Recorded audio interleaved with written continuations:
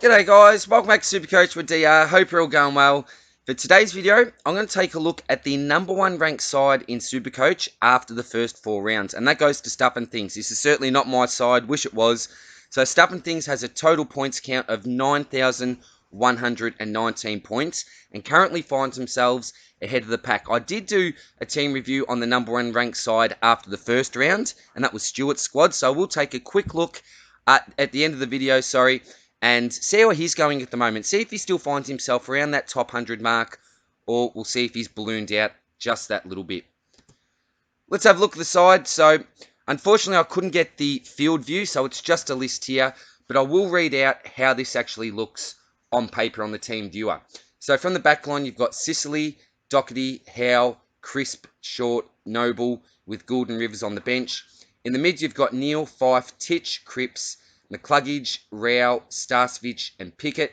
On the bench, McInerney, Robertson from Brisbane and Brown.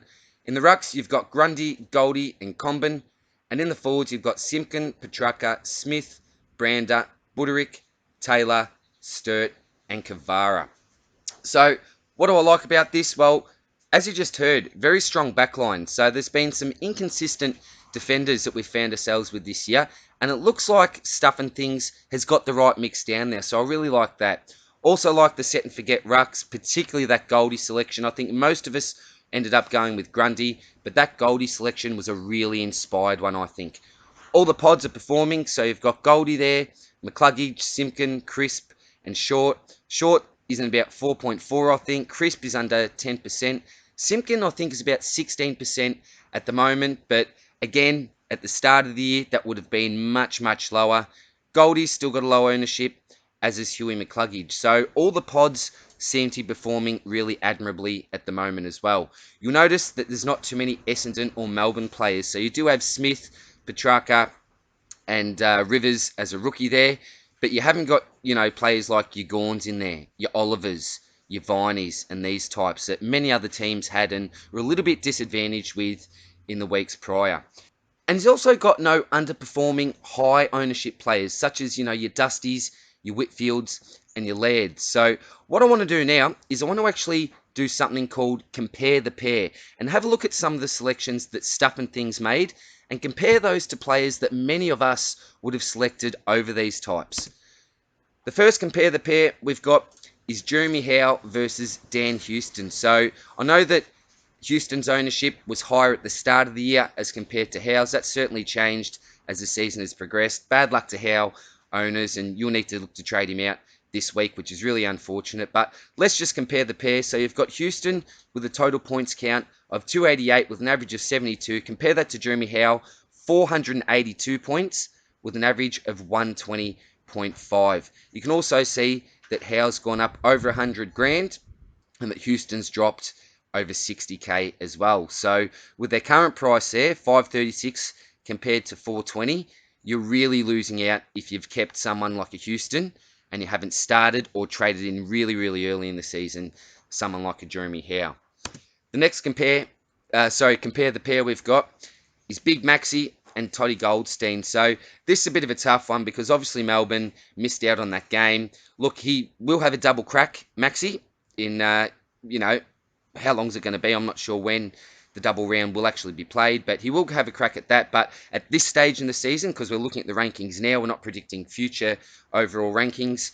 The numbers there are that Maxi has a total points count of 418, whereas Goldie has a total points count of 567. And if you compare their ownership, Goldie is much, much lower. The current price, 708, 500, and 696. 400, pretty close there.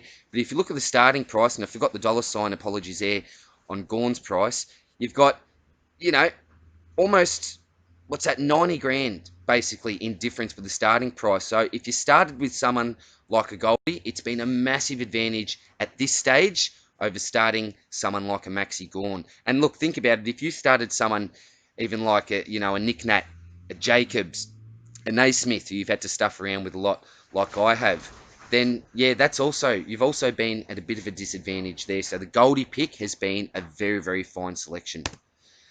The next pair we've got a danger, and my boy Huey McCluggage, my favourite player at the Lions, along with Jared Berry. If you look at that total points there, so Huey McCluggage has scored 48 points more than Dangerfield after the first 4 rounds of the season. Dangerfield's current price, $5.59. I tell you what, it's pretty close to Cluggers, isn't it, at $5.35. So the starting price there, if you started with Huey, you would have saved 100 grand, and you've got 11 points on an average there so far after the first 4 rounds. So I know that many more teams started with the Danger over Huey, but again, like the Goldie selection, a really, really inspired one.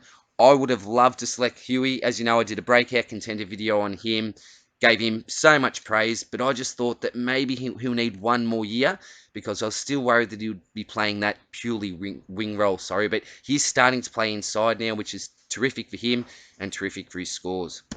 And the last compare the pair I've got here is Nathan Fyfe versus Josh Kelly. So, look, that average and total points count would have been much higher if he hadn't injured himself last week. But let's just look at the numbers as they are. A total points count from Fyfe of 490 compared to Josh Kelly, 311. I do understand that he did miss out on one game and didn't play a game.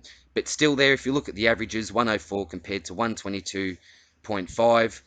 You paid a little bit more for Fyfe at the start of the year, but it's not a heap more. What's at about 15 grand roughly, and now you find that Fyfe is at 75 grand more. Really unfortunate that, look, do you have to trade him out? I'd probably advise to trade him out if he's out for 3 weeks, as I think he will be. If he's out for one, I would not trade, but I just don't think that he'll be out for one. I just don't think that that's really realistic, to be quite honest. So there's another compare the pair, and if you started with Fyfe over Kelly, you're laughing. But unfortunately, if you're someone that just traded him in last week, for example, in place of a Dunkley, you'll have to trade him out straight away. And you wouldn't have taken advantage of that really, really healthy average.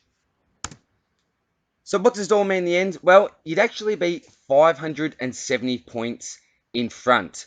Even if you gave Kelly a rookie score of 50 as a replacement for his missing game, you're still a massive 520 points in front. I could have even used examples such as selecting a Simpkin over a Whitfield. But now, look, we've also got to remember that for this example, I'm assuming that Stuff and Things had all these players from the start, which may or may not be the case. But look, it goes to prove that a few good decisions can go a long way to finding success. And if you can find a nice pod, such as your Goldstein or even your Hugh McCluggage, then you really, really can get ahead of the pack.